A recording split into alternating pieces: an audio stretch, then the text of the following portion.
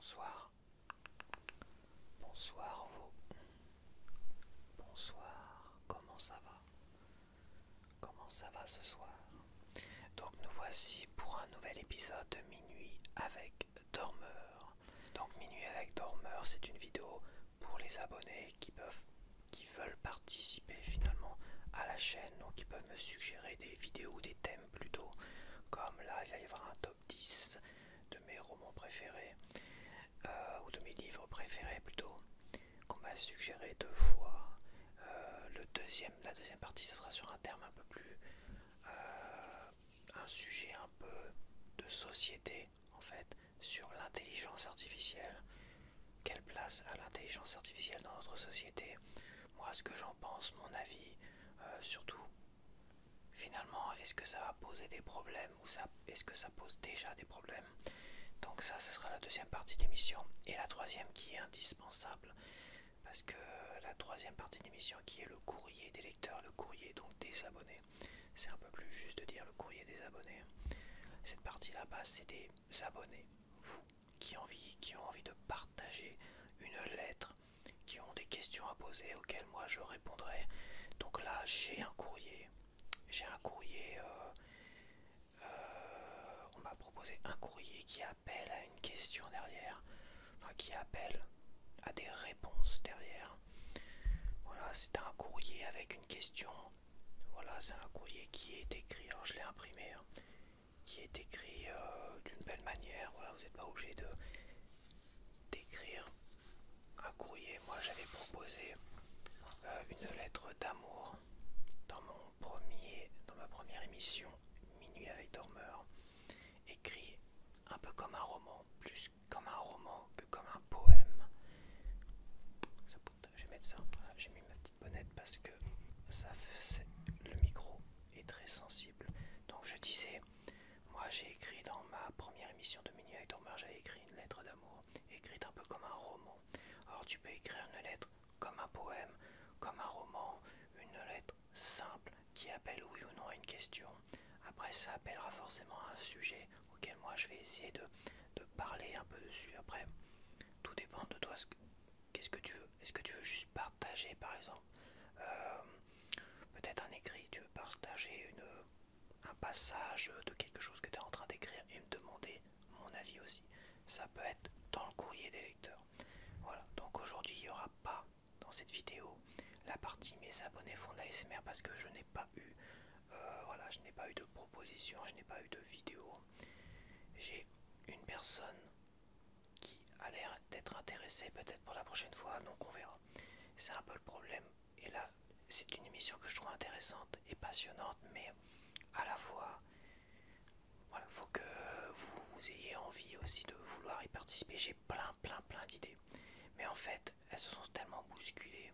J'étais tellement pas décidé de savoir ce que j'allais vous proposer que j'ai préféré m'abstenir en fait. Donc voilà, on va commencer avec la première partie. Alors j'ai eu beaucoup de suggestions, il fallait que je fasse les tris dans tout ça. J'ai eu deux personnes d'entre vous qui m'ont proposé pourquoi pas un top de mes livres préférés. Donc je vais faire un top 10. Alors je dois bien avouer quand même que c'est très compliqué. J'ai quand même l'impression de ne pas avoir assez lu assez de livres. Il y a beaucoup de chefs-d'œuvre que j'ai même acheté d'occasion, parce que j'ai acheté plein de livres d'occasion. Je les ai pas tous lus. Et c'est vrai que j'ai l'impression de ne pas avoir assez lu de livres différents pour avoir un vrai et bon top 10. Donc j'ai vraiment en fait choisi, je vais vous le montrer de toute façon, j'ai pris des livres qui m'ont peut-être marqué plus qu'autre chose. Évidemment j'ai réuni les sagas et j'ai réuni un auteur en particulier parce que voilà, cet auteur là j'ai tous ses romans et c'est celui que j'ai le plus lu. Donc voilà, j'ai tout réuni et j'en choisirai un seul de ces romans évidemment. Et je vous dirai pourquoi. Donc on va commencer avec le 10, le 10e, et en fait, ouais, ça me surprend moi-même. C'est une autobiographie, enfin, c'est une biographie, pas une autobiographie, sur Jacqueline Kennedy. En fait, c'est peut-être la seule biographie que j'ai lue, je suis en train de réfléchir, mais je crois que c'est la seule biographie que j'ai lue. Et j'ai trouvé ça si passionnant en fait. Si t'as l'impression d'être totalement dépaysé en fait. C'est en gros ça dépeint le petit monde des élites américaines, un peu plus anciennes que notre époque moderne, mais quand même. Et c'est tellement dépaysant en fait. J'ai j'ai énormément voyagé en lisant ce livre-là. J'ai énormément voyagé. J'ai eu l'impression de lire, je dirais pas un livre d'aventure, mais un livre sur la vie, une tranche de vie, une très très grande tranche de vie, on va dire, ou plusieurs tranches de vie de Jackie Kennedy justement, ou de Jackie. Alors son nom, je sais plus ce que c'est, je crois que c'était Jackie Bouvier avant. Elle devait s'appeler Jackie Bouvier, après Jackie Kennedy, et après Jackie Kennedy Onassis. Jacqueline Kennedy Onassis. Donc Jacqueline Bouvier. Et en fait, c'est plein de tranches de vie d'une personne qui a existé, mais pour moi, c'est un peu une sorte de personne, un personnage de fiction. Et j'ai trouvé ça si passionnant et à la fois très effrayant. Je sais pas si ça fait envie de vivre comme ça dans ce petit monde d'élite, cette bourgeoisie américaine, bon, des gens fortunés, hein. Attention, des gens fortunés. C'est vraiment un autre monde, c'est une autre façon de voir les choses, une autre façon de penser. Et à la fois, tu peux leur trouver des excuses à pourquoi ils sont de telle manière, pourquoi ils se sentent peut-être supérieurs à des gens modestes comme nous en fait, enfin comme nous, au moins comme moi, pourquoi ils se sentent naturellement supérieurs et tout ça. Et à la fois c'est fascinant, à la fois c'est effrayant, à la fois tu comprends pourquoi. Même s'il y a bien une chose que j'ai trouvé, la chose la plus effrayante que j'ai trouvée dans cette biographie, c'est JFK en fait. JFK qui est dépeint comme quelqu'un d'exceptionnel, un président américain qui était exceptionnel. Et en fait, quand tu vois qui était vraiment dans la vie privée, c'est assez effrayant. T'en souris, t'en rigoles parfois, mais t'as vraiment un sentiment que, waouh, ce gars-là, c'était pas quelqu'un de bien en fait. C'était pas quelqu'un de bien. Voilà, il y a aussi des soupçons sur Marilyn Monroe. Est-ce qu'elle a été assassinée ou pas, Marilyn Monroe? Donc, et quand tu lis ça, tu te dis, t'es beaucoup plus convaincu qu'elle a été assassinée. Et tu sais pourquoi elle a été assassinée qu'autre chose. Parce que, ouais, c'est assez effrayant en fait. Mais comme je te dis, c'est des personnages limite fantastiques ou de science-fiction. C'est vraiment l'impression que ça me donne parce que, waouh, ça existe vraiment et dans notre société, ça doit encore exister peut-être pas. C'est pas peut-être aussi marqué qu'à cette époque-là de JFK et de Jacqueline. Quand JFK, quand il a été président, John Fitzgerald Kennedy. C'est peut-être pas aussi marqué, aussi violent, parce que ça reste violent quand même, la vie privée, enfin, ça reste violent, c'était quand même quelqu'un qui avait des mœurs sexuelles très particulières, toi.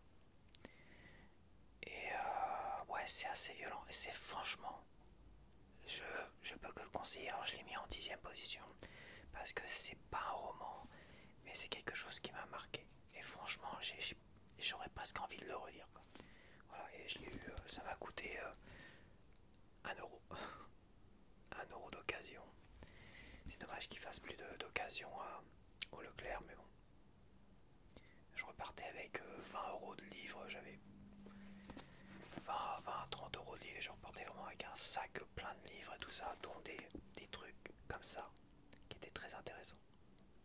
Franchement. Donc voilà, je vais pas passer 3 heures là-dessus. En 9e position, La gloire de mon père de Marcel Pagnol. Rien que le fait de lire du Marcel Pagnol, j'ai l'impression de vivre dans un autre pays en fait. Alors que c'est le sud, quoi, c'est en Provence. Et souvenirs d'enfance de Marcel Pagnol. Donc c'est une autobiographie d'une certaine manière, écrit comme un roman, de lire les souvenirs d'un auteur à travers un roman. T'as l'impression que toi-même tu es transporté d'une certaine manière dans ses propres souvenirs et que tu te souviens toi-même d'un endroit jamais connu. Et c'est assez particulier, c'est assez dépaysant, c'est fascinant. Et c'est vrai que La gloire de mon père, c'est un livre, qu'on nous obligeait à lire au collège déjà. Et c'est vrai que ça m'avait assez marqué et de relire La gloire de mon père là encore récemment, parce que ça c'est une édition récente. Voilà, avec en couverture Sempe, c'est ça, qui est décédé récemment d'ailleurs. Et bah, de relire ça, bah, c'est vrai que c'est ça, il y a un effet nostalgie par procuration en fait. Voilà, un truc nostalgie par procuration. Je vis à travers ce livre-là, les souvenirs de Marcel Pagnol. Donc j'ai une bouffée de nostalgie par procuration, c'est assez particulier. C'est pour ça que je le mets en 9ème position.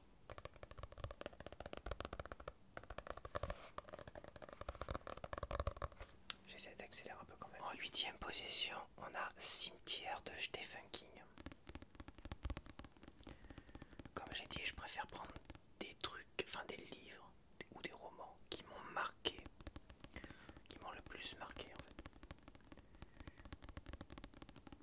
Et essayer d'expliquer pourquoi ils m'ont marqué. Donc celui-là, je le mets en 8ème position. C'est vrai que c'est compliqué de mettre un Stephen King dans mes 10 livres préférés, je dois bien t'avouer. Mais celui-là, j'en ai lu. J'ai pas tout lu de Stephen King, mais j'en ai déjà lu. Même pendant mon enfance, j'avais Brume, tout ça, et Chantier, que j'aimais bien.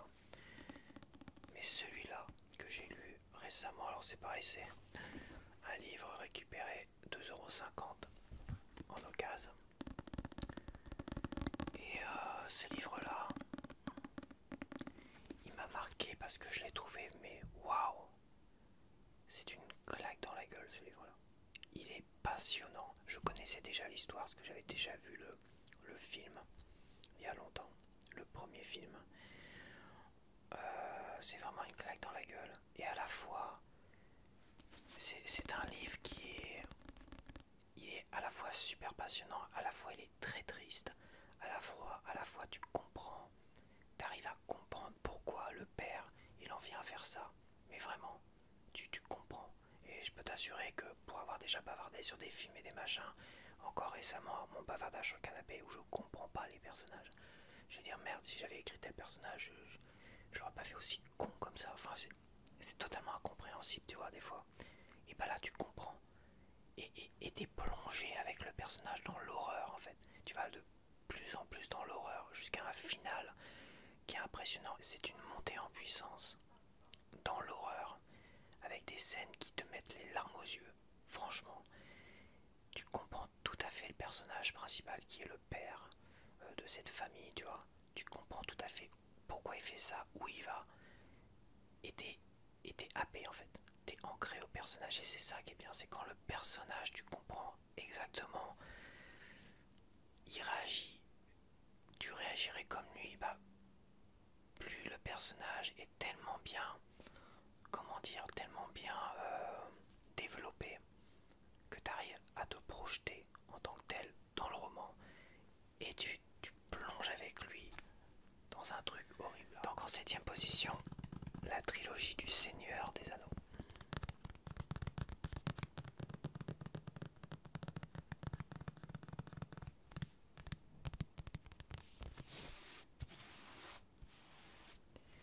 Ce qui m'a vraiment marqué le plus dans la trilogie du Seigneur des Anneaux, c'est que en fait à l'origine les vrais personnages principaux c'était les hobbits.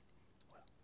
Et en fait au cinéma j'ai moyennement aimé la première trilogie, enfin la trilogie des Seigneurs des Anneaux, et j'ai beaucoup plus accroché à la trilogie du Hobbit. En fait je trouvais que la trilogie du Hobbit, au moins au niveau des films, le personnage principal c'était le Hobbit, et dans le Seigneur des Anneaux, au moins au niveau des films, et bah ça donnait l'impression que c'était les hobbits, mais en fait non, c'est un peu tout le monde, c'est un peu Aragorn, machin, tout ça, Gandalf, et les hobbits ils sont un peu nazes en fait.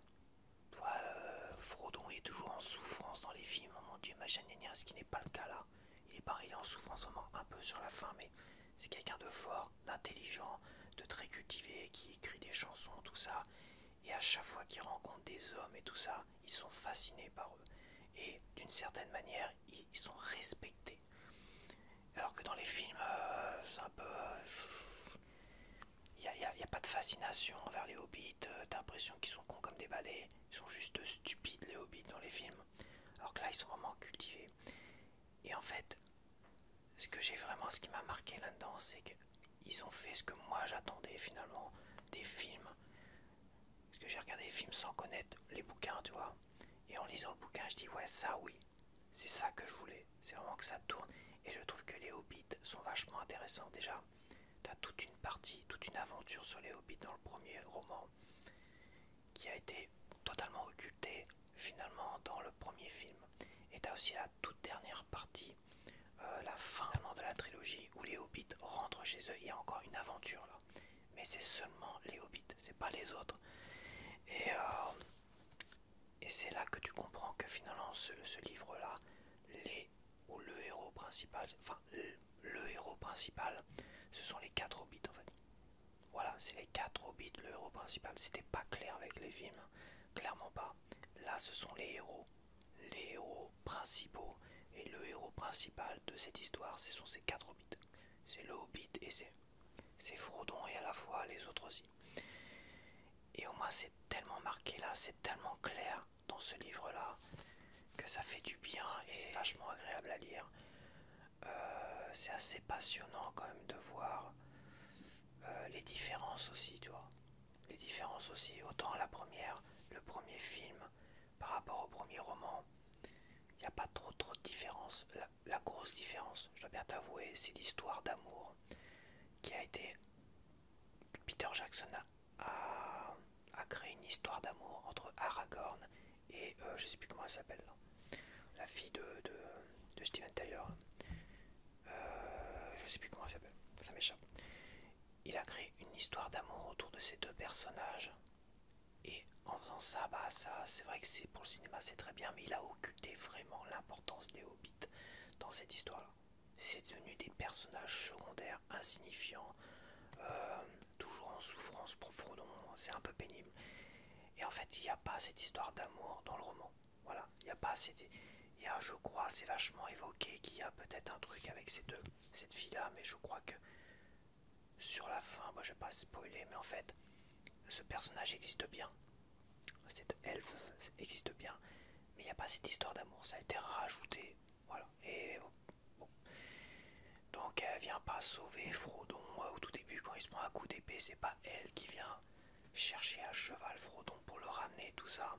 Et tu sais, elle se retrouve au niveau de la rivière et tout ça, donc t'as tous ces éléments là dans le livre, mais c'est pas elle, c'est quelqu'un d'autre, c'est un autre elfe. Tu vois, donc il y a quand même cette partie là qui a été rajoutée pour le film. Et on voit que c'est vraiment mis en avant sur le film. Et à la fois, on met en retrait les hobbits. Et voilà, bon, ça reste super agréable à lire. Ça a été une bonne surprise pour moi. Donc en 6ème position, Orgueil et Préjugés. Bon bah là, un grand classique. Hein. Est-ce que j'ai besoin d'expliquer? C'est une histoire d'amour entre deux personnages. Et c'est une très très belle histoire. C'est passionnant. C'est une autre époque. C'est pas la même que la nôtre. Mais c'est un livre qui donne envie d'être relu et encore. Est-ce que ça me donne envie? Est-ce que je me projette au niveau des personnages de Monsieur Darcy? D'une certaine manière, je suis plus Elizabeth Bennet dans le caractère, tu vois, que Darcy. Ce qui est assez bizarre en fait. Mais c'est vrai que moi je suis plus une sorte d'Elizabeth Bennet, sauf que je suis un homme évidemment. Et Darcy me correspondrait moins, mais moi franchement j'ai quand même l'impression que dans les mœurs d'aujourd'hui, les femmes sont plus Darcy et les hommes sont plus des Elizabeth Bennet. Non mais c'est vrai dans les caractères, tu vois, Darcy c'est quelqu'un d'assez froid, renfermé, tout ça, qui souffre très très peu. Et j'ai quand même l'impression que dans la drague d'aujourd'hui, en fait, avant de sortir les uns avec les autres, parce qu'après ça change, mais j'ai l'impression qu'il y a une certaine froideur, plus chez les femmes aujourd'hui, et un peu ce côté rebelle d'Elizabeth Bennet, tu vois, qui est beaucoup plus libérée, beaucoup plus ouverte. C'est plus chez les hommes aujourd'hui, j'ai l'impression. peut-être qu'une impression. Et c'est vrai que moi, si je devais me projeter au niveau du caractère, ouais, je serais plus Elisabeth Bennet. C'est très con ce que je dis, hein, c'est ouf.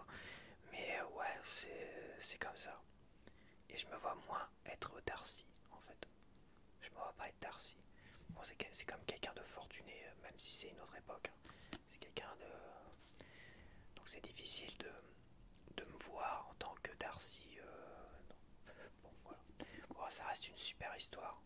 Et si vous l'avez pas lu, bah, il serait peut-être temps de s'y mettre parce que bon, voilà, je crois que... Donc en cinquième position, on change du tout au tout. Dracula. Dracula.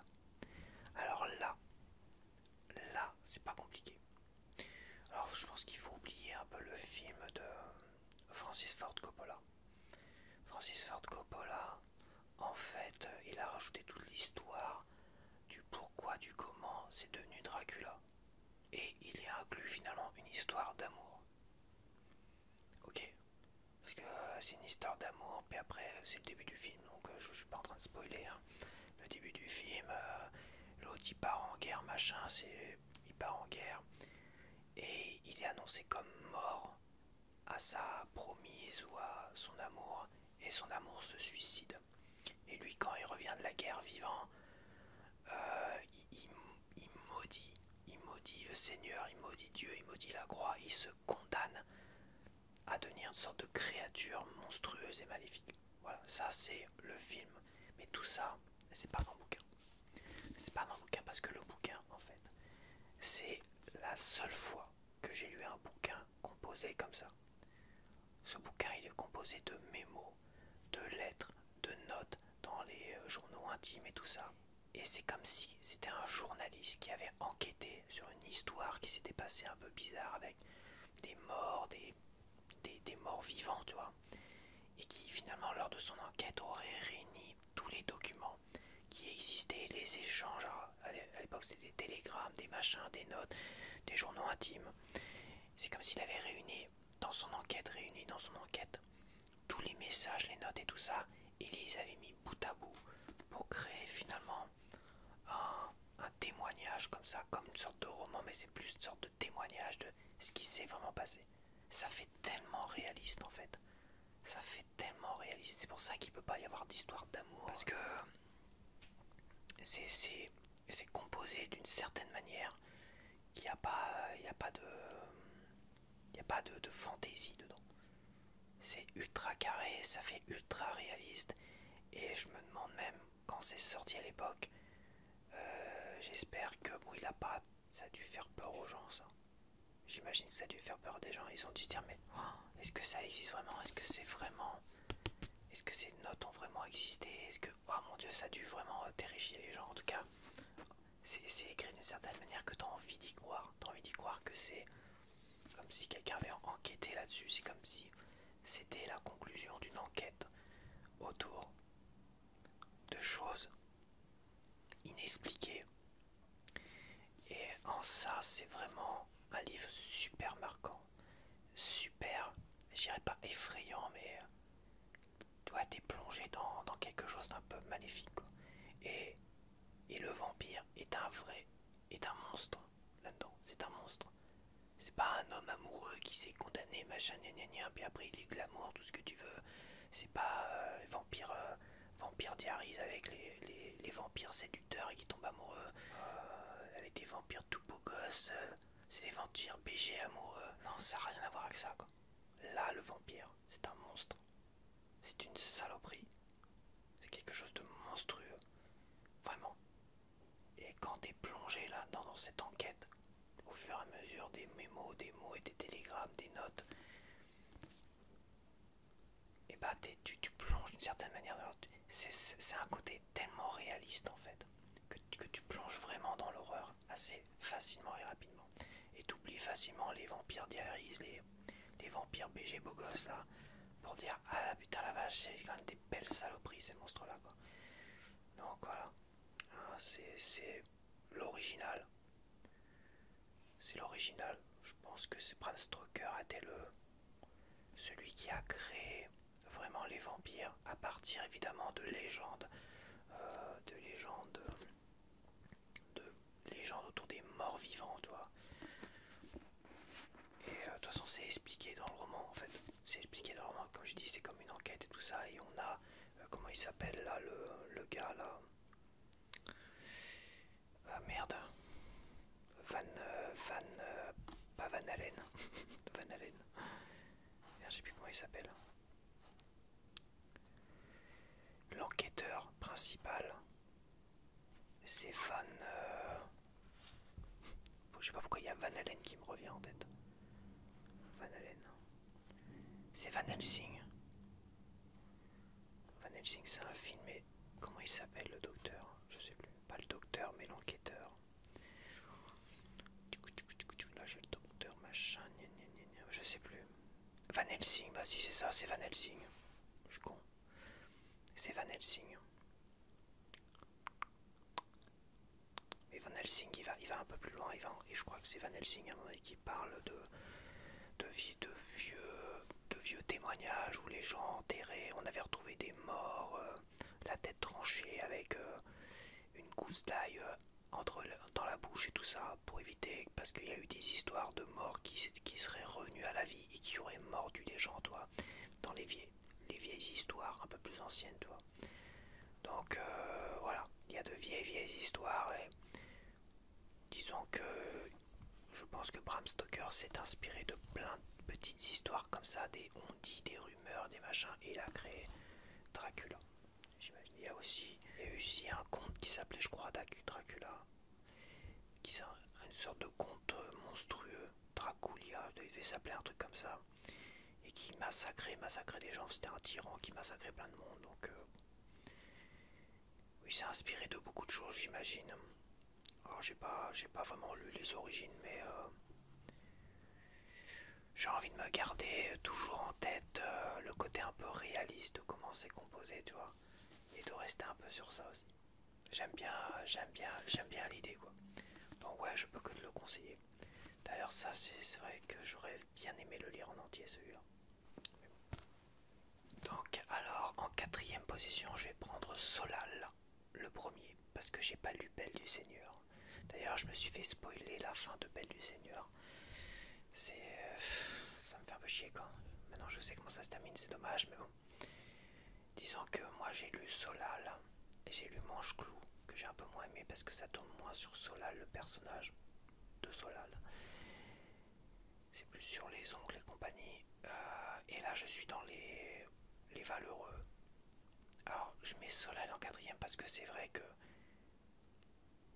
ce style d'écriture, je l'avais dit dans une de mes précédentes vidéos, je trouvais que dans l'écriture d'Albert Cohen, on avait quand même beaucoup plus de romantisme dedans. On avait l'humour et le romantisme en fait. Tout ce que n'avait pas Haruki Murakami. Et c'est vrai que dans Solal, Solal est vraiment un super roman qui m'a vachement inspiré en fait et qui m'inspire encore aujourd'hui. Donc je prends plus comme un roman qui m'inspire au niveau de l'écriture, plus comme quelque chose qui m'a finalement fasciné. Je me dis tiens, je le mets en quatrième position. Voilà, je pense vraiment plus, c'est vraiment quelque chose.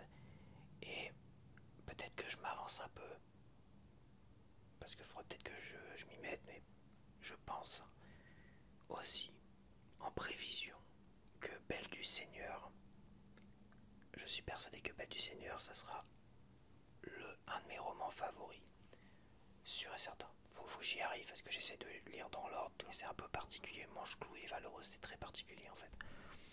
C'est très dur à lire. Donc pour l'instant, je mets Solal, mais je laisse la place à Belle du Seigneur. Ouais, c'est assez bizarre. Tu vas me dire, ouais, c'est un peu chelou quand même. Solal reste vraiment quelque chose que j'ai vraiment adoré. C'est un roman que j'ai vraiment adoré. Mais je laisse comme une place à Belle du Seigneur en cette quatrième position, en prévision de peut-être un roman qui me... Ouais, donc encore une fois, comme j'ai dit, c'est un top qui est très particulier. C'est très difficile de faire un top 10. Il y a Moby Dick. Je suis persuadé que Moby Dick, que je n'ai pas lu et que beaucoup ont lu, je suis persuadé que Moby Dick, ça sera un de mes romans préférés. Mais je sais pas, je le lis en numérique, j'ai envie de le lire en bouquin comme ça, et j'ai jamais trouvé d'occasion de Moby Dick. Donc ouais, je pense que la prochaine fois j'irai dans une librairie, je me prendrai Moby Dick. Je pense qu'ils l'auront. Et je suis persuadé que Moby Dick sera un de mes romans préférés aussi. C'est vrai que viser la prévision de ça pourrait être un de mes romans préférés. Et là c'est pareil, la Belle du Seigneur pourrait être un de mes romans préférés. Et Solal, je pense que Solal est vraiment très marquant dans ce que j'attends de Belle du Seigneur. Et à la fois Solal, je le trouve vraiment, c'est vraiment quelque chose d'assez vibrant. Je vous avais lu un extrait d'ailleurs. Solal, ouais, super, ça reste un super roman. Après, je le trouve vachement bien écrit aussi. Ouais, après, il y a eu des améliorations, hein, je pense. Il y a eu des améliorations d'après ce que j'ai lu, il y a eu quand même des améliorations au niveau de Solal. D'ailleurs, la fin, elle doit pas être pareille entre la première version et celle-là, tu vois. Après, c'est vrai que Manche-Clou, il est valeureux. C'est beaucoup plus dans l'humour, il y a des trucs très sympas, très rigolos. À la fin de Manche-Clou, quand ils font du camping ou je sais plus quoi, il y avait un chat et tout ça. C'est pas mal, mais c'est assez voilà. Je suis moins fan de Manche-Clou et des Valeureux. D'ailleurs, les Valeureux, j'ai coincé sur les Valeureux. Donc, en troisième position, L'amant de Marguerite Duras.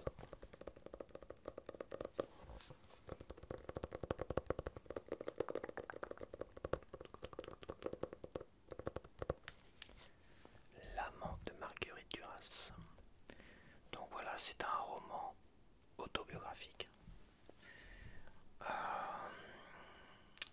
Est-ce que tout le monde connaît? Ouais.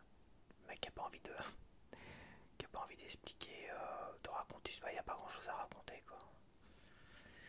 Il n'y a pas grand chose à raconter. Est-ce qu'il n'y a pas un petit texte à raconter?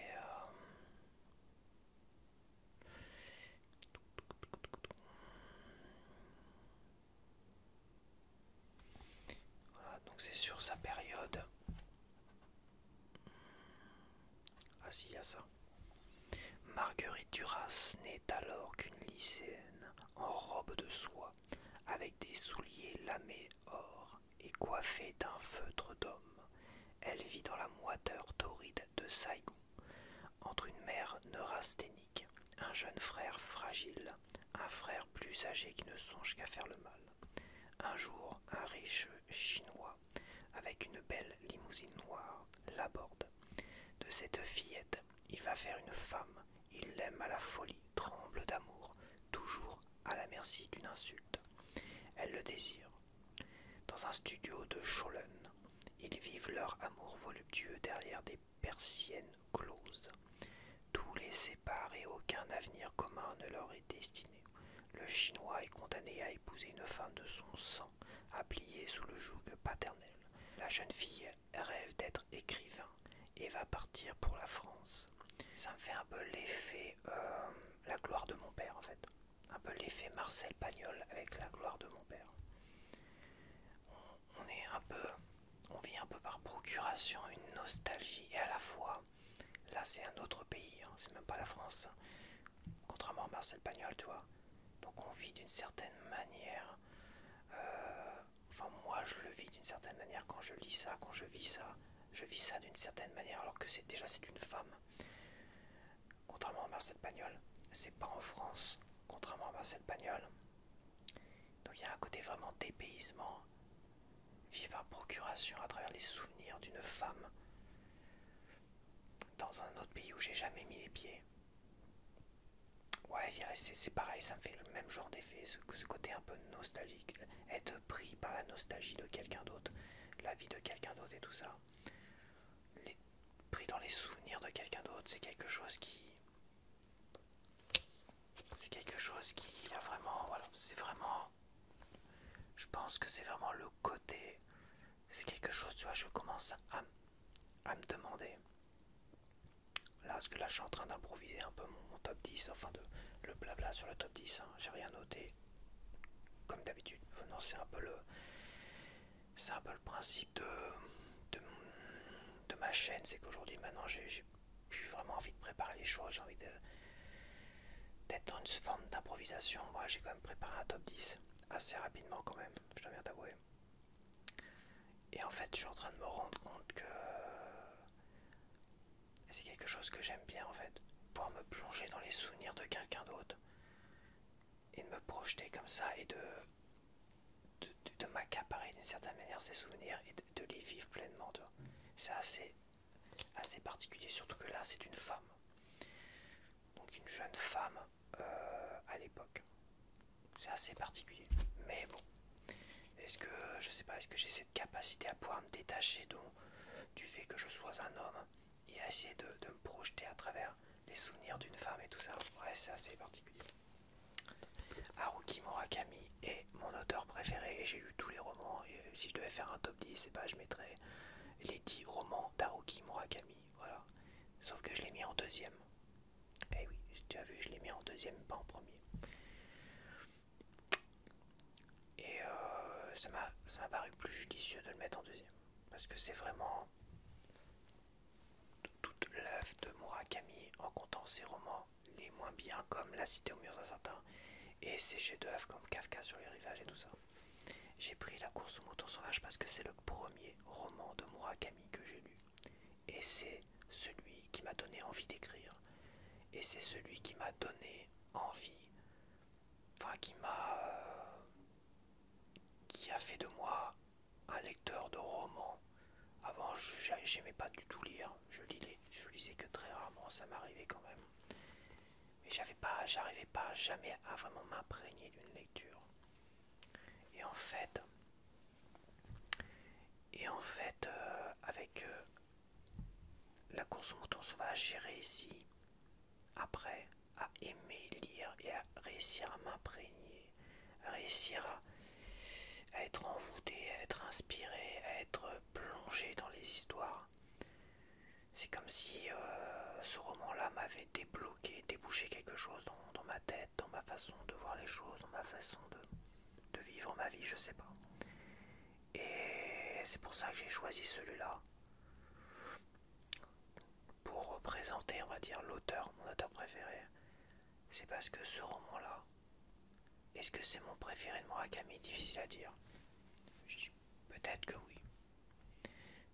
Mais j'aime bien Kafka sur le rivage quand même. Le meurtre du commandeur, il m'a bien marqué. Et celui-là qui m'a le plus marqué, c'était les chroniques de l'oiseau à ressort. Il m'a assez choqué sur certains points, mais cette histoire autour du puits, c'est quelque chose qui m'a... Autour du puits, pour ceux qui l'ont lu, c'est vraiment waouh. C'est quelque chose qui est gravé dans ma tête, quoi. Le gars qui va au fond du puits et tout. C'est quelque chose d'assez incroyable. Franchement, c'est quelque chose qui m'a vraiment marqué. Donc les chroniques de l'oiseau ressort, je ne le conseille pas parce qu'il y a des passages qui sont horribles. D'ailleurs, un passage de torture qui est juste insupportable, donc je ne peux pas le conseiller. Mais ça m'a marqué cette histoire de puits, c'est dingue. Donc voilà, quoi dire de plus? Je pense que Murakami, j'en ai assez parlé comme ça. Voilà, je choisis celui-là parce que ça, c'est vraiment ce bouquin qui m'a réveillé en tant que lecteur, en tant qu'écrivain et tout ça. Et voilà, rien de plus à dire. Bon allez, on va finir avec le first. Alors là tu te dis, qui pourrait être premier? Et bah finalement, je l'ai fait assez rapidement, mais ça m'a paru logique de mettre Harry Potter, la saga Harry Potter de J.K. Rowling en premier. Ça m'a paru tellement évident. Parce que si on doit parler de plonger, toi, dans les histoires et d'être fasciné par les histoires, je pense que J.K. Rowling a réussi vraiment à Paris. Le pari d'arriver à plonger dans son histoire, dans cette saga, des millions et des millions de lecteurs. Je pense que d'avoir réussi ce tour de force avec Harry Potter, c'est juste énormissime. Harry Potter, je connaissais la saga en film, j'avais vu tous les films d'ailleurs. Et lors d'un rencard, je sais plus de quoi je parlais. Je devais parler peut-être de Haruki Murakami, tout ça, lors de ce rencard-là. Et la personne m'a dit, je te conseille vraiment de lire Harry Potter si tu ne l'as pas lu, parce que Harry Potter c'est exceptionnel. Tu vois, je suis sûr que tu vas adorer. Et je lui dis, mais j'ai détesté les films. Ouais, mais oublie les films, lis Harry Potter. Et en fait, j'ai lu un extrait, le premier chapitre, et là tout de suite je me dis, mais en fait, ce qui me dérangeait déjà, le fameux oncle machin qui m'énervait là, cet humour un peu anglais qui des fois m'agace, qui est trop présent dans les films d'Harry Potter, et ben je trouve qu'il était totalement différent dans les livres. Et tout de suite, je me dis, tiens, je vais peut-être tenter le premier. Et en fait, en relisant le premier roman, enfin en lisant le premier roman, j'ai vraiment, j'ai plongé pleinement dedans en fait. J'étais Harry Potter qui attendait le train, qui découvrait Poudlard. J'étais Harry Potter qui commençait à apprendre la magie. J'étais Harry Potter dans tous ces événements. J'ai été, et ça c'est un tour de force énormissime.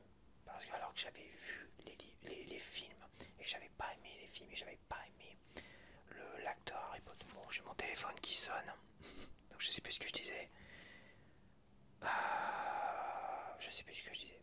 Ah oui, je suis désolé pour l'acteur s'il me voit le critiquer, hein, je suis désolé, mais voilà, c'est pas un bon acteur, quoi. Il est pas cohérent, puis le personnage, l'acteur en tant que tel, il ressemble pas vraiment à celui-là, quoi. À ce Harry Potter là, tu vois. Et voilà, je pense que J.K. Rowling a réussi vraiment le tour de force à me plonger pleinement dedans. Et j'adore son histoire et je comprends qu'il y ait plein de gens qui ont envie d'écrire du Harry Potter ou des choses comme Harry Potter. C'est une facilité. Je comprends parce que même moi, après finalement Haruki Murakami et la course au moteur sauvage qui m'a donné envie de devenir écrivain, Harry Potter enfin J.K. Rowling a renfoncé un clou, tu vois, en disant vas-y, écris-moi des histoires comme ça, des histoires qui puissent aussi, que les gens puissent se plonger pleinement dedans et vivre de belles histoires d'aventure et tout ça. Ce qu'on peut reprocher vraiment à Harry Potter, c'est peut-être le fait de le prendre très très jeune au départ. Même si même moi, adulte, j'ai réussi à être Harry Potter à, je sais pas quel âge il a, je crois qu'il a 11 ans, non, je sais plus. Il commence à 11 ans. Ouais, c'est ça, il commence à 11 ans. Et ben, j'ai réussi à me plonger dedans, mais ce qu'on peut reprocher, ce qui est normal, c'est qu'il n'y a pas vraiment beaucoup d'histoires d'amour dedans. Quoique, il y a quand même le lien entre la sœur de Ron et Harry Potter dès le premier roman qui se tisse tout doucement, tout doucement, on a quand même quelque chose. Donc on a quelque chose, mais on n'a pas le côté vraiment romanesque qu'on pourrait avoir, enfin le côté romantique plutôt, le côté romantique qu'on pourrait avoir dans Albert Cohen et Solal par exemple. Ouais, bah je pense qu'il mérite sa première place.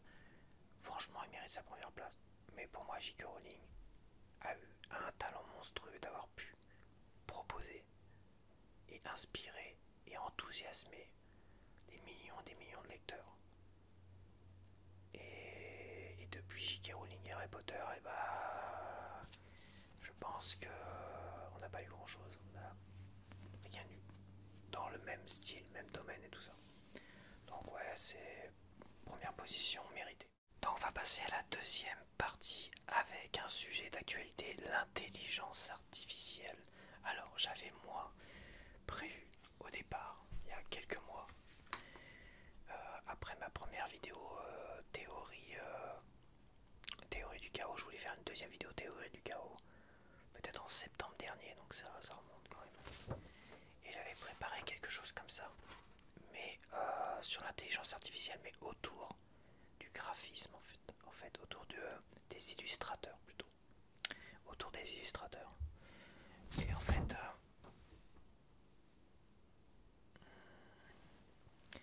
en fait, aujourd'hui, l'intelligence artificielle, c'est quoi? C'est un programme qui réfléchit à ta place en fait, qui fait les choses à ta place, qui dessine à ta place, qui écrit des bouquins à ta place, qui écrit des devoirs à ta place, qui dessine à ta place, j'ai déjà dit peut-être, et qui pense à ta place, et qui écrit si j'ai envie d'un titre, et qui écrit un titre à ta place. Enfin bref, c'est quelque chose qui pense à ta place. Et en fait, c'est quelque chose dont moi personnellement j'y crois pas trop, ou je me suis dit, ouais, c'est un peu pas terrible, machin, tout ça, puis ça se voit quand même. À un moment donné, tu vois qu'il y a quand même un petit problème quelque part. Tu vois, il y en a. Alors, mais c'est vrai que quand tu vois l'évolution en quelques années de l'intelligence artificielle au niveau finalement des petites films, des cinématiques, il y en a qui avaient montré Will Smith en train de manger, je crois, il y a quelques années. Et aujourd'hui, Will Smith est en train de manger, créé par l'IA. Attention, une petite vidéo. Quand tu vois ce que, il y a quelques années, c'est un truc tout dégueulasse qui fait très très peur, un truc un peu bouilli, brouillon. Et quand tu vois quelque chose de super réaliste aujourd'hui, vraiment crédible, mais avec quand même un petit côté bizarre. Il y a quand même encore ce petit côté bizarre où tu te dis, est-ce que c'est vraiment l'IA? Mais quand tu vois quand même, ça fait super flipper en fait l'IA. Ça fait super flipper. J'en vois plein qui proposent des photos générées par IA d'anciens acteurs. Ou dans, ouais, ils réunissent trois acteurs d'un film et au lieu de prendre la photo du film, ils demandent à l'IA de générer cette photo-là et ça fait bizarre. Moi je le vois un truc qui me dérange et je dis c'est pas ça. Voilà. Donc j'imagine que pour les bouquins, les machins, tout ça, il y a quelque chose d'assez bizarre. Mais après, si t'es assez malin, si t'as quelques compétences, tu fais écrire un bouquin à ton IA et derrière tu rajoutes ta patte, toi, tu retournes quelques phrases, du machin, tu fais. Voilà, tu rajoutes ta petite patte derrière, toi. Et voilà, c'est vraiment pousser les gens à la fainéantise, mais d'une façon qui fait quand même assez peur au final, je trouve. Et en fait,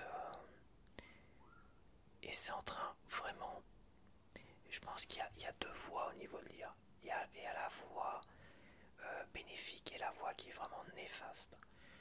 La voie bénéfique, c'est que l'IA finalement apporte vraiment quelque chose de concrètement dans nos vies, dans nos sociétés, technologiquement parlant, sans détruire quoi que ce soit sur son passage. Et on a l'IA d'un autre côté qui détruit totalement sur son passage quelque chose. Par notre fainéantise, par notre manque de talent, par notre incompétence en fait. Je vais prendre le côté positif.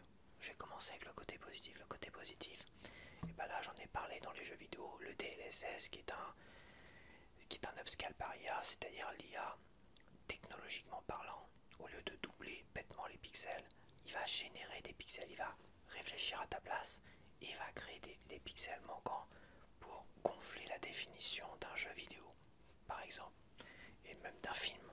Pourquoi pas, il peut tout faire en fait. Presque en temps réel, logiquement. Est-ce que c'est quelque chose qui fonctionne en temps réel ou c'est quelque chose qui est appliqué avant? Bah, je sais pas en fait. J'ai pas les connaissances totales de ça. Mais en soi, ça, l'IA, pour ça, on a quelque chose qui apporte quelque chose de bénéfique et qui n'est pas en train de détruire quelque chose.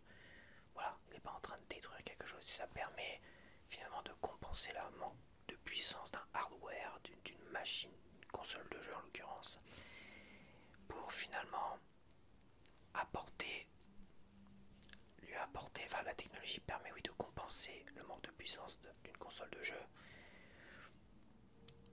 par son intelligence, tu vois, et qui lui permet de générer les pixels, donc ça c'est beaucoup moins gourmand en puissance, donc la console pourra faire fonctionner des jeux qui paraissent beaucoup plus puissants par rapport à ce qu'elle serait capable de proposer. Je suis pas sûr que j'étais très clair en fait. Donc l'IA pour ça c'est très bien. L'IA dans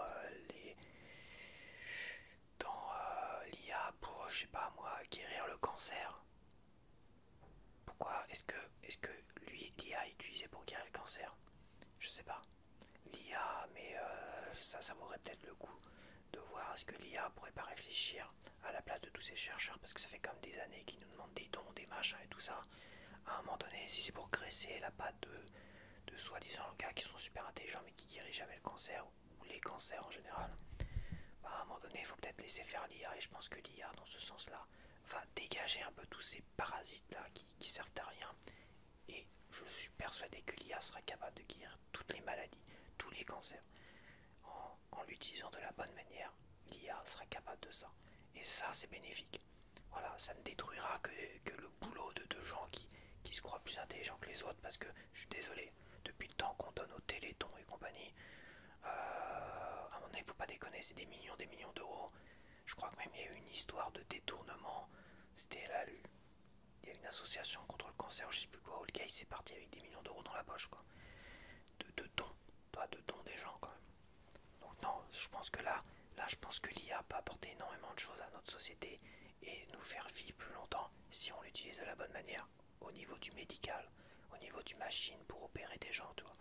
Parce qu'un homme, même très intelligent, même qui s'est entraîné pendant des années à opérer des gens, et bah l'IA sera toujours la plus performante possible, tu vois. Une machine contrôlée par IA pourra soigner, et ça, l'IA est super bénéfique dans ce sens-là.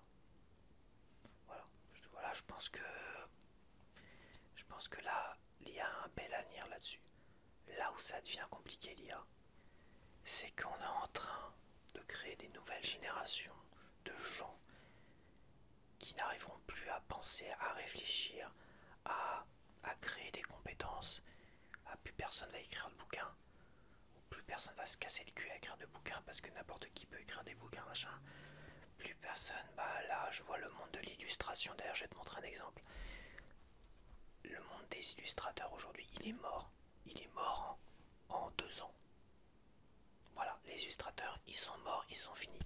Donc l'IA a détruit les illustrateurs. Parce qu'aujourd'hui, tu vois, un jeu de cartes, tu vois, un jeu de cartes, un jeu de tarot, t'as 78 cartes, t'as 78 illustrations. Pour un illustrateur qui dessine comme ça, manuellement, tout ça, qui peint comme ça, il lui faut une année et demie. Avec l'IA, n'importe qui peut créer sans savoir dessiner, il peut créer 78 cartes, et c'est ce qui est en train de se faire depuis des mois. Il peut créer 78 cartes en quoi? Une journée, même pas, en une semaine s'il s'applique.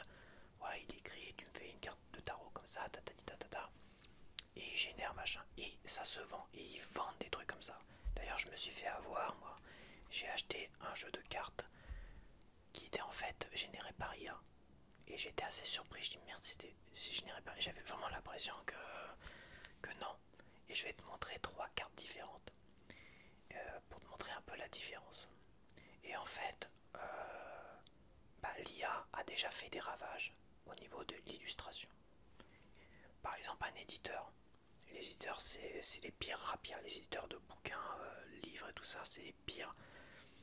Pour moi, c'est des rapias. C'est ceux-là qui payent le moins. Maintenant, pour les couvertures, avant ils devaient payer, il y avait des histoires de droits machin. Maintenant, ils peuvent générer par là une couverture. Une couverture sobre ou une très belle couverture avec, si c'est un truc de fantaisie, ils peuvent générer une couverture en une demi-heure, 20 minutes. Ouais, ils peuvent générer une couverture. Pot de somme gratuite. Totalement gratuite. Ils n'ont pas besoin de payer un illustrateur. Terminé. Les bouquins pour enfants. Et tu peux toi-même écrire. Quelqu'un qui écrit un bouquin pour enfants qui ne sait pas dessiner, il va pas faire un appel à un illustrateur ou une illustratrice.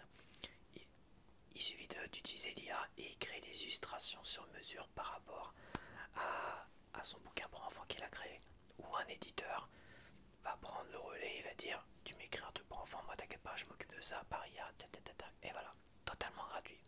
Voilà, là, je peux t'assurer que le monde des illustrateurs, il est mort, ou il est en train de mourir. S'il y en a qui s'accrochent encore, j'en vois qui s'accrochent encore, qui s'autopublient, comme Célia Mellesville là, qui s'autopublie.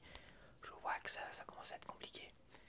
Et quand tu vois tous les jeux de cartes et les jeux de cartes et les jeux de cartes dans le monde de la cartomancie qui sont faits par IA, j'en vois plein qui sont vendus cher en plus, parce qu'ils peuvent en créer un jeu de cartes par semaine. Voilà, là où il faut pour un artiste dessinateur, peut-être un an. Pour un jeu de 78 cartes, un an. C'est quand même compliqué la vache. Tu vois pas toi c'est un peu le côté feignant et qui coûte pas cher. Et là je prends vraiment que le monde des illustrateurs.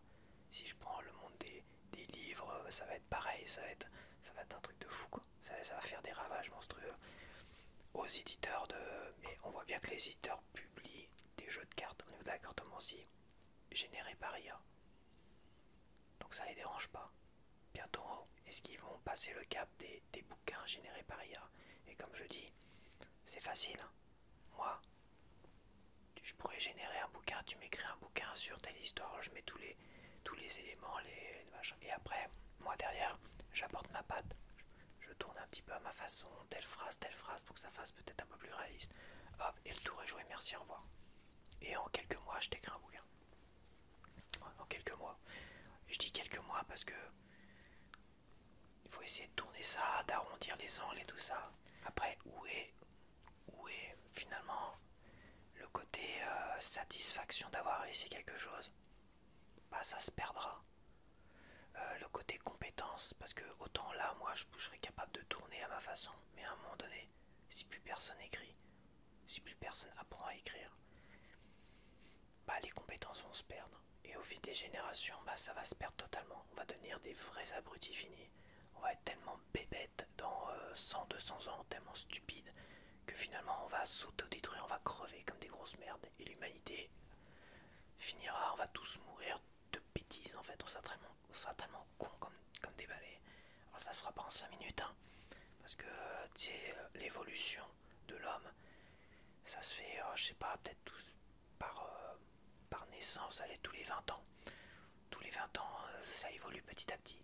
Tu vois, on peut devenir, là avec les téléphones, bah, les dos seront un peu plus courbés. Parce que tous les jeunes prennent l'habitude de regarder leur téléphone, donc les dos seront un peu plus courbés, un peu plus fragiles. Tu vois, l'humain s'habitue à nos habitudes. C'est ça l'évolution. On s'habitue de plus en plus, tic, tic, tic, tic. Et nos corps s'habituent de plus en plus, et plus on donne naissance, et l'évolution est lente. Mais plus on va s'habituer, et bah le cerveau, ça sera pareil. Si on génère plus de compétences, si on n'apprend plus, si on est de plus en plus feignant, si on travaille de moins en moins, au final, on sera de plus en plus con, on sera de plus en plus stupide. On sera tellement stupide à un moment donné qu'on se reproduira même plus en fait. Déjà là, c'est limite avec le monde des réseaux sociaux, on est tous les uns chez soi. Enfin, avant, on sortait un peu plus, il y avait les salles d'arcade, les machins, tout ça. On voyait du monde. Aujourd'hui, on voit de moins en moins de monde. On est tous entre soi, entre nous, en machin, et puis de plus en plus seul, et de plus en plus on vit par procuration, à travers Netflix, les machins, les films et tout ça. Et de plus en plus on communique avec les gens à travers les réseaux sociaux. Donc déjà, c'est déjà mal barré au niveau de nos relations. Mais si en plus, au niveau de notre intelligence, on est en train de tomber plus bas que... Alors oui, moi je vais être du genre, bah, je vais continuer à écrire comme ça, je ne vais pas utiliser l'IA. Mais je dois bien t'avouer que je suis tenté finalement moi de créer des illustrations.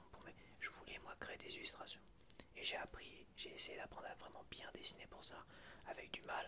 Je suis pas d'un gros niveau il y a dessin et graphisme, hein. Au niveau du dessin, je suis pas d'un gros niveau. Graphiste, ça va, mais du dessin pur et dur, des vraies illustrations, je suis loin d'avoir un bon niveau. Voilà, il faudrait encore 20 ans, 30 ans. Et c'est vrai que moi, de pouvoir écrire un roman avec un côté illustré, comme les Harry Potter illustrés, tu vois, c'est quelque chose qui me plairait. Et bah, tu vois, écrire le bouquin, ok, mais je serais vachement tenté d'utiliser l'IA pour illustrer mes romans. Je serais vachement tenté. Mais je te jure, un tenté de fou furieux, quoi. J'aurais vraiment envie de le faire. J'aurais toujours la satisfaction parce que j'ai écrit le bouquin. Mais d'une certaine manière, et bah, d'une certaine manière, je continuerai à écraser et à tuer le monde de l'illustration et des illustrateurs. Alors, oui, j'ai pas les moyens de payer un illustrateur. J'ai pas les moyens, il faudrait que je fasse lire mon roman, c'est tout un cirque, quoi. Là, je pourrais vraiment mettre des illustrations à mon image, j'aurais plus besoin de perdre mon temps à essayer d'apprendre ça. Et d'une certaine manière, je me dis, bah, je suis en train de finalement de baisser mes compétences, mon intellectuel, et au lieu de faire l'effort d'apprendre à dessiner. Mais tu vois, là, je m'étais dit, de toute façon, je pense que j'arriverai jamais à dessiner comme je voudrais arriver à dessiner pour pouvoir faire l'illustration. Donc, j'ai abandonné cette idée de créer un roman illustré et juste écrire un roman, point barre. J'avais abandonné cette idée-là. Franchement, j'avais abandonné cette idée. Et l'IA me permettrait finalement de reprendre cette idée-là. Tu vois, c'est compliqué. C'est vachement compliqué. Donc même moi, tu vois, même moi, je suis tenté de faire preuve d'une certaine fainéantise parce que je sais que d'un côté, j'ai abandonné une idée qui m'aurait vraiment fait plaisir et que l'IA me permettrait d'assouvir cette idée-là. En fait, l'IA, tu sais, on a tendance à dire un jour ils prendront le pouvoir comme dans Matrix, comme dans Terminator, des trucs comme ça. Mais en fait, ils n'auront pas besoin de prendre le pouvoir. On va leur donner le pouvoir. on leur donne le pouvoir. On leur donne le pouvoir de tout contrôler, de tout gérer. Ils n'auront pas besoin de nous tuer, ils n'auront pas besoin de nous exploiter, en fait. Ils pourront se démerder tout seuls. Ils nous regarderont juste en train de crever comme des cons, de plus se reproduire, limite de plus être capable de manger tout seul. Voilà, ils auront juste à nous regarder dépérir, en fait. C'est ça qui nous attend dans 200-300 ans. Donc là, je vais te montrer, par rapport aux illustrations, je vais te montrer 3 cartes qui représentent le soleil. Voilà, il y a jeu de tarot et petit Lenormand. 3 cartes qui représentent le soleil. Dans ces 3 cartes, il y a évidemment l'IA. L'IA qui a créé une carte. Enfin, quelqu'un qui a créé via IA une carte de soleil. On a dedans une carte qui a été créée à la main, qui a été dessinée à la main et peinte à la main. Des peintures voilà, qui a été peinte à la main. Et on a le soleil qui a été créé et dessiné, on va dire, qui a été illustré via un logiciel d'illustration comme Photoshop et tout ça. Donc qui a été créé par ordinateur. Donc je vais te montrer 3 cartes. Je les mélange comme ça, je vais pas t'influencer. Première carte. Alors, est-ce que ça a été créé par IA? Est-ce que ça a été dessiné sur papier et peint sur papier et après scanné évidemment? Ou est-ce que ça a été créé par ordinateur via un logiciel comme Photoshop ou Procreate? Donc on est plus dans le graphisme et dessin, graphisme, c'est à peu près pareil. Ok. Deuxième carte. Alors, est-ce que ça a été dessiné sur papier, machin, tout ça, créé par IA ou créé par un logiciel comme Procreate ou Photoshop? Troisième photo. Alors, créé par IA, créé, dessiné sur papier, peint, machin, tout ça, et après scanné évidemment, ou créé avec Procreate ou Photoshop. Donc voilà, je te laisse les 3 photos comme ça, je te laisse réfléchir 2 secondes. Qui a été créé par IA, par l'intelligence artificielle? Qui a été dessiné et peint à l'ancienne et après scanné? Et qui a été créé par un logiciel comme Photoshop ou Procreate?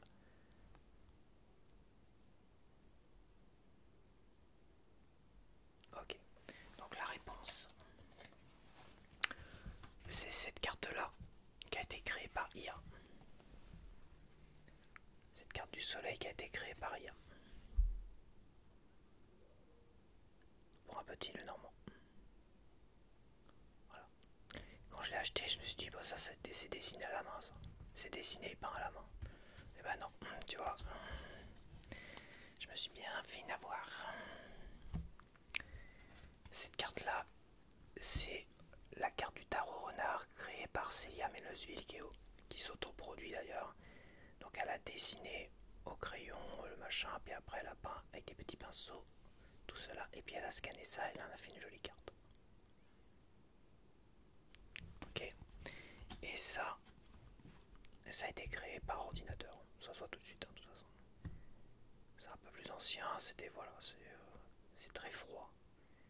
Mais maintenant, même avec Procreate ou Photoshop, on peut dessiner des trucs qui ressemblent de plus en plus à ça.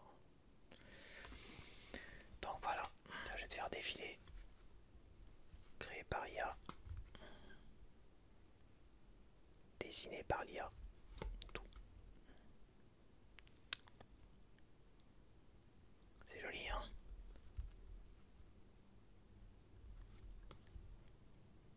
Qu'est-ce que tu veux faire? C'est gratuit. D'une certaine manière, c'est gratuit. Il y a juste un travail d'écriture à faire et tu refais jusqu'à ce que ce soit parfait, tu vois. Mais tu mets pas un an et demi, voire 2 ans à dessiner chaque dessin et à peindre, à faire des jolies aquarelles et tout ça, la peinture à l'eau, enfin.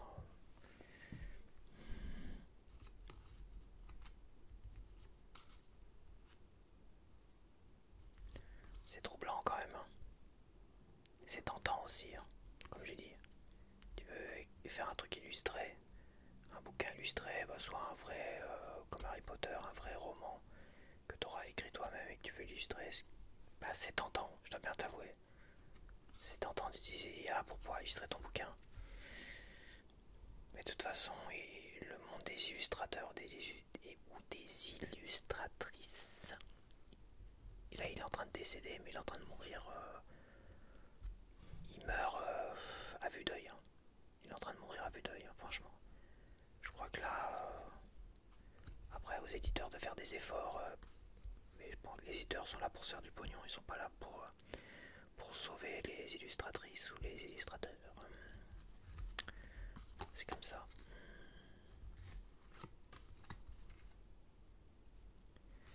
Difficile de voir des défauts, hein, difficile de...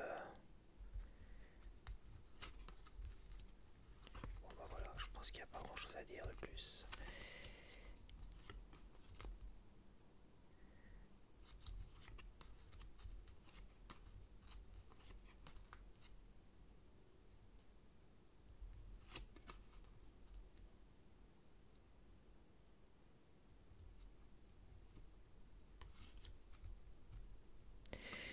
Donc voilà, comme j'ai dit, c'est quand même très tentant quand tu vois ce qu'on est capable de faire. Et la personne qui a fait ça, elle a sorti plein de...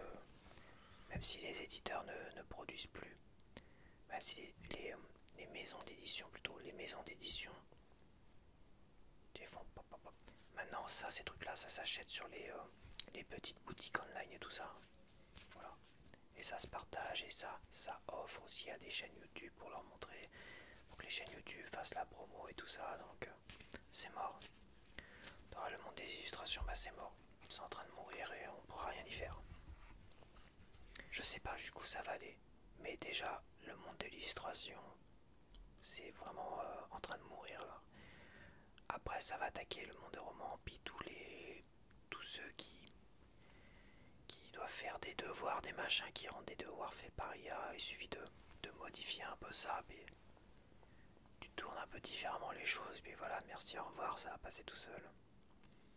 On est en train de... Ouais, ça va pousser à la régression intellectuelle de notre société et de l'humanité. Même pas de la société, mais de l'humanité tout entière. Tout simplement. Donc allez, on va passer au courrier des lecteurs, au courrier des abonnés. Donc j'ai reçu un courrier, une lettre. Donc ouais, si vous voulez m'envoyer des courriers, envoyez-le par... Je vais sûrement mettre un email. Envoyez-le par email. Et si vous voulez participer à faire une vidéo, bah, envoyez-le par email en utilisant un service de téléchargement pour les gros fichiers, tu vois. Et pour les suggestions, bah, en commentaire, quoi. En commentaire. C'est une lettre qui m'est adressée. Cher Léon, je vous écris en espérant que vos mots sauront éclairer les miens comme un phare sur une mer d'émotions troubles. Mon dilemme me pèse suffisamment pour que je le confie à votre antenne, là où tant d'autres cœurs battants ont trouvé un écho. L'amour, chez moi, n'est pas un brasier qui consume, ce n'est pas cette passion dévorante dont parlent les romans, ces élans où l'on se jette sous la pluie. Non, c'est une flamme douce, une chandelle vacillante qui éclaire sans brûler. Et pourtant, c'est bien là le problème. Mon cœur bat, mais il ne s'emballe pas. J'aime quelqu'un profondément, mais sans vertige ni tempête. Il est bon, attentionné, un refuge rassurant. Pourtant, une question me hante. L'amour, le vrai, ne devrait-il pas être plus grand que cela? Dois-je m'inquiéter de cette absence de frisson, de ce calme presque trop sage? Je l'envie, cet ouragan dont parlent les autres, ce frisson qui bouleverse et consume. Moi, je marche sur un sentier paisible, sans éclair ni tonnerre. Suis-je en train de passer à côté de l'amour avec un grand A? Alors dites-moi, cet amour tranquille est-il suffisant? Ou n'est-ce qu'une douceur tiède que j'accepte par peur du vide? Avec toute ma sincérité, un cœur cœur hésitant. Voilà, donc alors si je comprends bien, tu es en couple.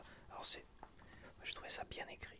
C'était très sympa une lettre comme ça, écrite de cette manière. C'est très plaisant à lire. Donc apparemment tu n'as pas connu le grand amour et tu es avec une personne avec qui finalement tu te sens bien d'une certaine manière. Parce que tu te sens, il est bon, attentionné, un refuge rassurant. Mais tu es quand même hanté par le fait de, voilà, l'amour, le grand frisson et tout ça, tu l'as pas vraiment connu. Alors je sais pas quel âge t'as. Si t'es jeune, si t'es dans l'adolescence, je pense que ça devrait pas tarder. Je pense que de toute façon l'amour, c'est compliqué. Si tu cherches l'amour, tu le trouveras peut-être pas. Mais si tu ne le cherches pas, tu le trouveras pas non plus en fait. C'est assez compliqué. Je sais qu'il y a beaucoup de personnes qui préfèrent la stabilité affective. Voilà. On a la stabilité affective et on a le grand frisson. Moi je vais parler d'une fille qui à un moment donné a préféré un homme stable. C'était un homme rassurant, il était bon, il était attentionné, il était plus âgé évidemment que moi et que elle.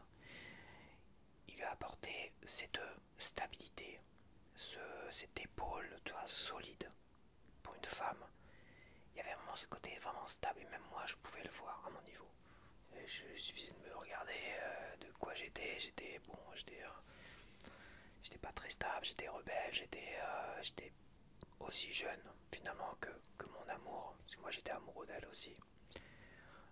J'ai bien senti qu'elle était amoureuse de moi plus d'une fois, puis ça s'est fait, puis finalement elle a préféré se réfugier dans la stabilité affective plutôt que d'aller vivre peut-être le grand frisson.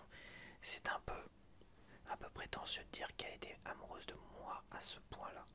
Mais une chose dont j'étais sûr et certain, c'est que moi, avec moi, elle se mettait dans un état, des états, mais d'hystérie. S'il y avait une autre femme qui s'approchait de moi de trop près, qui m'embrassait un petit peu comme ça, elle se mettait dans une hystérie, une violence telle, alors qu'elle n'était pas du tout jalouse de l'autre personne avec qui elle s'est mise, finalement, cette personne stable, que je pouvais quand même croire qu'elle était amoureuse de moi, autant que moi j'étais amoureux d'elle. Je pense que c'est vraiment là, peut-être la seule fois dans ma vie où j'ai vraiment senti quelque chose à ce niveau-là. Cette espèce de passion dévorante et tout ça. Et on se met pas dans des états comme ça, de jalousie intense, alors elle sortait avec quelqu'un d'autre, tu vois. Et par contre, vis-à-vis de l'autre personne, elle était jamais dans des états d'hystérie comme ça. Donc moi, je suppose qu'elle a préféré la stabilité affective que de vivre le grand frisson et la passion, parce que ça peut-être la mettait dans un état insupportable. Voilà. Parce que oui, le grand frisson, l'amour et tout ça, on devient dingue en fait. On devient dingo. On fait des conneries. On devient des fous furieux. On devient des dangers publics. On se met soi-même en danger. Parce que quand ça tombe et tout ça, ben, on est dans un tel état de tristesse à un moment donné. Un tel état d'écœurement. Parce qu'on n'a pas été choisi pour diverses raisons. On est dans l'amour, ça nous met dans de tels états, en fait, comme elle, totalement hystérique. Et je peux t'assurer que quand elle faisait des crises d'hystérie vis-à-vis de moi, de jalousie, de tout ce que tu veux, alors que l'autre non, avec que l'autre personne non, elle se mettait dans un tel état qu'à un moment donné, est-ce qu'elle a pas préféré la stabilité plutôt qu'à vivre pleinement cette relation avec moi, parce qu'elle savait que ça allait nous détruire, ça allait sûrement nous détruire totalement. On aurait vécu peut-être passionnément les choses, tu vois. T'as plein de films comme ça, c'est Laure et Loulade et tout ça, où t'as des couples comme ça qui vivent passionnément, mais sur leur chemin, c'est des cadavres qu'ils laissent derrière eux, quoi. C'est des cadavres parce que voilà, ils sont assez passionnants, c'est le grand frisson, puis au bout de la route, bah, c'est la mort assurée, tu vois.